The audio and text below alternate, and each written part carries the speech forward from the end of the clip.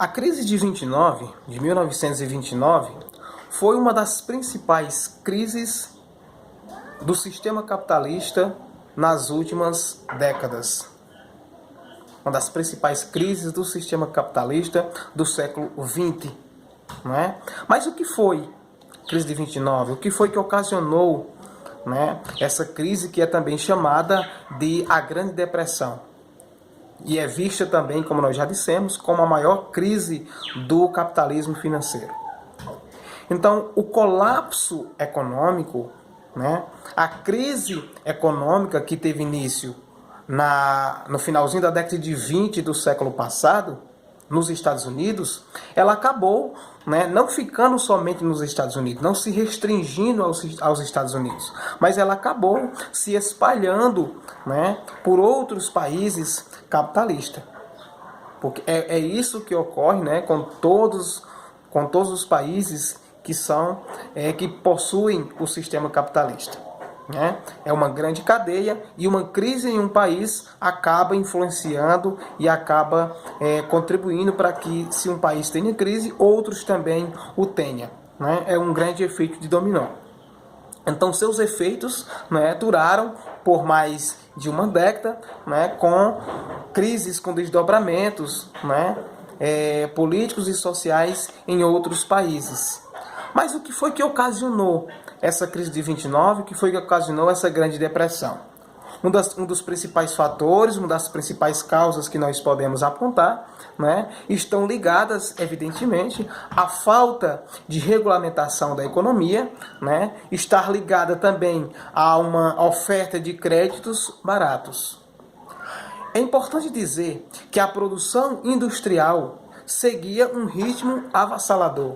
A produção industrial dessa época, ela crescia em um ritmo acelerado, tão acelerado, não é, que a capacidade de consumo da população nesse período não chegou a absorver todo esse crescimento. A população não conseguiu acompanhar o crescimento avassalador da produção industrial no século XX, né? Então, isso acabou gerando forte impacto na economia desse período. Então, se a população não acompanha o grande ritmo das grandes indústrias, é claro que vai gerar uma série de fatores negativos, uma crise econômica muito forte, e essa crise econômica ela vai acabar respingando não só nos industriais, não só naquelas pessoas que possuem dinheiro, mas ela vai acabar respingando fortemente nas classes populares, que vão acabar perdendo o seu ganho, que muitos deles vão acabar perdendo o seu emprego e tudo mais. Então, a produção industrial, como nós já dissemos, ela seguia um ritmo bastante acelerado e a capacidade de consumo da população acabou não seguindo esse mesmo ritmo, não seguindo esse mesmo crescimento, gerando, portanto, um grande estoque de produtos que acabavam esperando por uma melhora de preço. É aqui que vai entrar um grande estoque de produtos, um grande estoque de mercadorias, um acúmulo de mercadorias porque não tem quem compre. A Europa, por exemplo, que tinha se recuperado da destruição da Primeira Guerra Mundial, acabou não precisando dos grandes créditos dos produtos americanos, reforçando cada vez mais essa grande crise. Então, com juros muito baixos, os investidores acabaram por colocar seu dinheiro na Bolsa de Valores e nos setores, e não nos setores, aliás, produtivos. Por quê? Porque ao perceber a diminuição do consumo, o setor produtivo passou a investir e produzir menos, compensando as suas deficiências e compensando a demissão de servidores, a demissão de funcionários. Tá bom? Então, é isso que acabou gerando o que a gente vai chamar da Grande Depressão ou a crise de 1929. Com tanta especulação, as ações começaram a se desvalorizar, o que vai gerar na comunidade de historiadores, nos pesquisadores desse período histórico, que vai gerar o que a gente chama do crash ou de crack da Bolsa de Nova York. E isso aconteceu no dia 24 de outubro de 1929. Esse dia acabou passando para a história como a Quinta-feira Negra. O resultado, claro, era óbvio: desemprego generalizado, redução salarial. Então veja que essa crise de 29, essa crise econômica, ela vai ter um impacto muito grande, como nós já dissemos, não só para os grandes industriais, mas de forma mais ampla, de forma mais efetiva, para as pessoas que trabalhavam, para as pessoas que trabalhavam nessas indústrias. Então o resultado ele não poderia ser outro. Essa crise, acúmulo de produtos, acúmulo de mercadorias sem ter para onde vender, porque não tem quem compre, porque a população não acompanhou o crescimento avassalador da indústria, vai gerar grande desemprego e vai gerar redução salarial. Tá bom? E vai gerar, portanto, né? Porque se o consumo cai devido à falta de renda, deve também, né, forçando essa diminuição de preços. Tá bom? Então, qual foi o resultado? Repetindo mais uma vez, qual foi o resultado dessa crise de 29? Desemprego generalizado, redução salarial. Isso gera o que a gente chama de ciclo vicioso, né? Por quê? Porque devido à falta de renda, o consumo cai ainda mais, forçando, portanto, a diminuição nos preços. Tranquilo? Então, muitos bancos, nessa época, que emprestaram dinheiro, faliram, né? Por não serem pagos. Porque se não há uma venda desses produtos, se não há uma venda dessas mercadorias, os bancos que acabaram emprestando muito dinheiro para os investidores acabaram falindo porque não receberam o que emprestaram, diminuindo, portanto, a oferta de crédito. Com isso, muitos empresários acabaram fechando as portas, o que gerou o quê? Um agravamento de forma muito intensa do desemprego. Os países mais atingidos pela queda da Bolsa de Valores de Nova York, né, foram aquelas economias capitalistas mais desenvolvidas. E quais eram elas, Nicolau?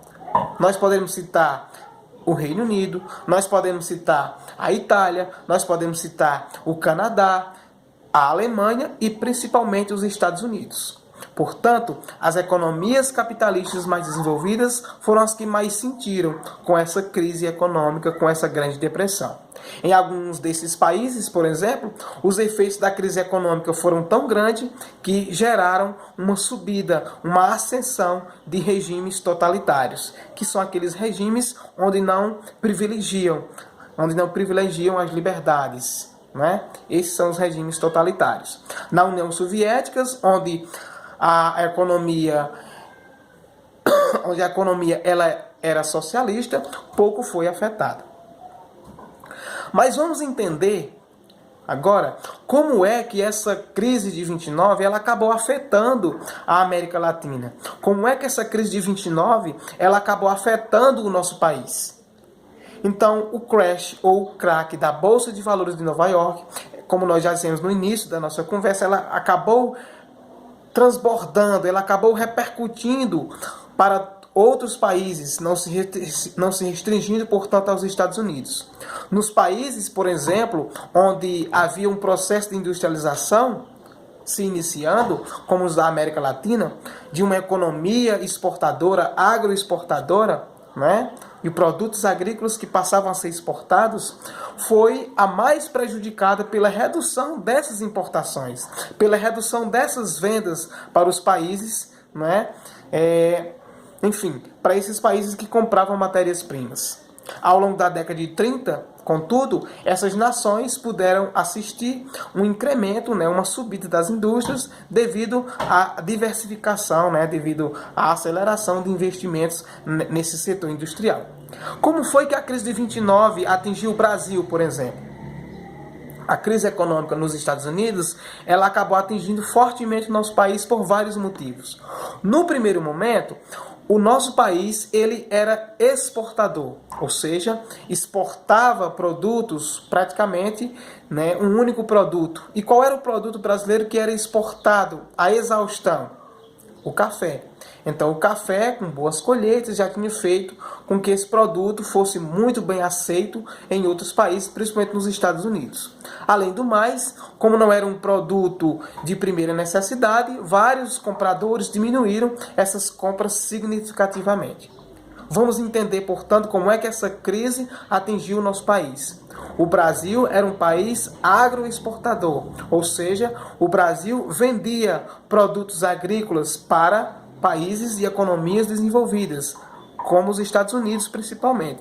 Qual era o produto principal que o Brasil vendia, exportava para os Estados Unidos? O café. Como o café não era um produto de extrema necessidade, apesar de ser muito importante, mas não era de extrema necessidade, países que compravam esses produtos acabaram diminuindo de forma significativa essas compras. O resultado disso? Grande estoque de café. Então, para se ter uma ideia da dimensão desses problemas econômicos que acabou impactando no Brasil, para vocês terem uma ideia de como essa crise de 29 ela acabou impactando fortemente no nosso país, né? A saca de café era cotada a mais ou menos nesse período a R$200 mil. Isso em janeiro de 29. Então, um ano depois, seu preço, né, acabou subindo, seu preço acabou ficando em R$21 mil. Então, de R$200 mil para R$21 mil. A crise de 29, com a crise de 29, o Brasil acabou se enfraquecendo economicamente, acabou enfraquecendo as oligarquias que comandavam o nosso país. Relembrando que a oligarquia é um governo de poucas pessoas, que atende a poucas pessoas, né? E no Brasil, oligarquias rurais, que dominavam todo o cenário político e econômico desse período.